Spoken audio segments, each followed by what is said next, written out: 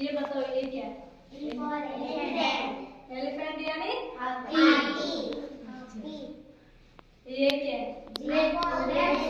Grapes यानी अंगूर। ये क्या है?